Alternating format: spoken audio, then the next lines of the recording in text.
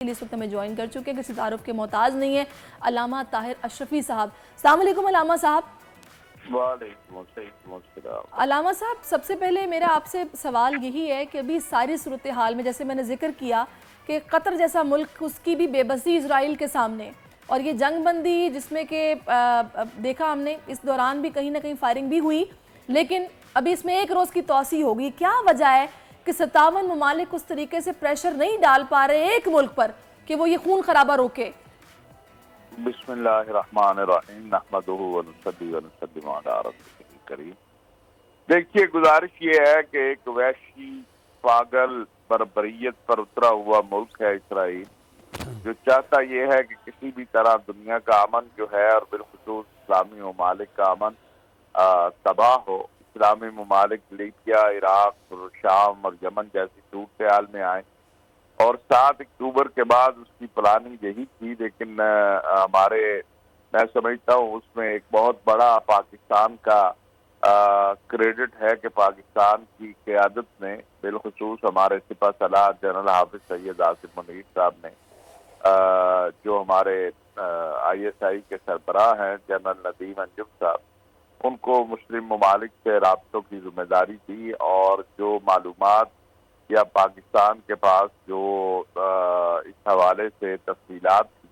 وہ دوست ممالک کے ساتھ شیئر کر کے پہلے اسٹیپ میں مسلم ممالک کے اندر جو تقریب کی جانی تھی، یا مسلم ممالک کے آپس میں کے اتحاد کو ختم کرنے کی یا آپس کے تعلقات میں خرابی لانے کی سازش تھی، اس کو جو ہے وہ ناکام بنایا، اور اس کے بعد تسلسل کے ساتھ پاکستان، سعودی عرب، قطر، ایران، ترکی یہ کوشاں ہیں کہ جنگ بندی ہو، اور اس میں پھر جنگ بندی کے جو ہے مرحلہ وار شروع ہوئی، پہلے 2 دن 4 دن، پھر 2 دن، پھر 1 دن۔ اب بھی سب کوشش کر رہے ہیں، اس وقت بھی جو اسلامی تعاون تنظیم کے وزراء خارجہ کی کمیٹی ہے بنی ہوئی، وہ امریکہ میں ہے، پہلے وہ چائنا گئے ہیں، روس گئے ہیں،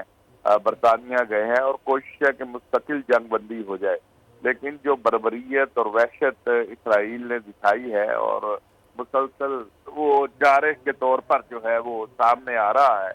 تو اس کے اوپر پاکستان نے جو مطالبہ کیا ہے اقوام متحدہ میں، اور ہمارے وزیر اعظم جناب انوار الحق کاکڑ صاحب نے OIC کے اجلاس میں جو مطالبہ کیا تھا کہ ایک ٹربیونل اور کمیشن بنایا جائے اقوام متحدہ کے تحت، جس میں اسرائیل کی بربریت کا اور وحشت کا جو ہے اس کے اوپر اس کے خلاف کارروائی کی جائے، یہ میں سمجھتا ہوں کہ اس وقت کی ضرورت ہے۔ باقی اسلامی دنیا کوشش کر رہی ہے، صرف اسلامی دنیا نہیں بلکہ بعض روس، چین بھی، اور بعض یورپی ممالک بھی، کہ یہ وحشت اور دہشت جو بربریت اسرائیل نے شروع کر رکھی ہے وہ ختم ہو، اس کا سلسلہ بند ہو۔ کامیابی کی ہے، وہ ایک طرف اس نے بمباری کا سلسلہ بند کیا ہے، تو دوسرے علاقوں میں فلسطین کے وہ بے گناہ فلسطینیوں کو قتل بھی کر رہا ہے، گرفتار بھی کر رہا ہے، تو بہت سے مصائب اور مسائل ہیں علامہ مسلم صاحب، امت میں۔ اس ساری سچویشن میں ہم نے یہ دیکھا کہ فلسطین کا مسئلہ کہیں نہ کہیں بہت سرد خانے میں نظر آیا، اس کے بعد حماس کی یہ کارروائی، پھر پوری دنیا میں یہ چیزیں سامنے آ گئی جس طرح بربریت اسرائیل نے کی۔ آپ یہ دیکھ رہے ہیں اس سارے عمل کے بعد کچھ ہمارے عرب ممالک ہیں، کچھ اسلامی ممالک ہیں، ان کے سفارتی تعلقات، تجارتی تعلقات اسرائیل کے ساتھ چل رہے تھے۔ اب اس میں اگلے آنے والے وقت میں آپ کیا دیکھ رہے ہیں سچویشن بنتی؟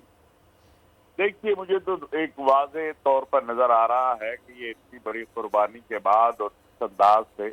فلسطین کا مسئلہ جو ہے اس وقت پوری دنیا میں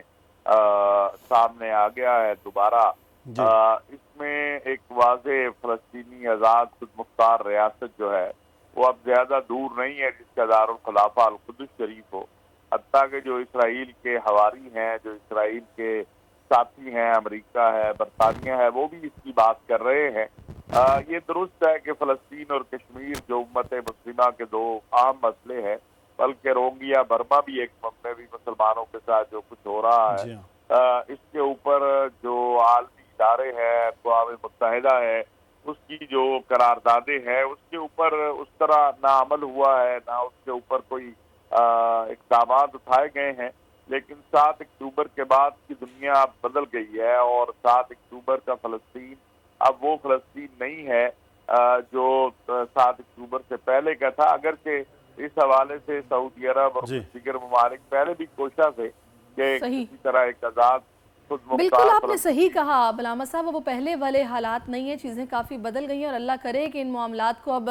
بہتر طریقے سے کوئی حل کی طرف آیا جائے اور یہ خون ریزی کا سلسلہ بند ہو. بہت شکریہ. سبسکرائب کریں اور بیل دبائیں تاکہ کوئی خبر رہ نہ جائے.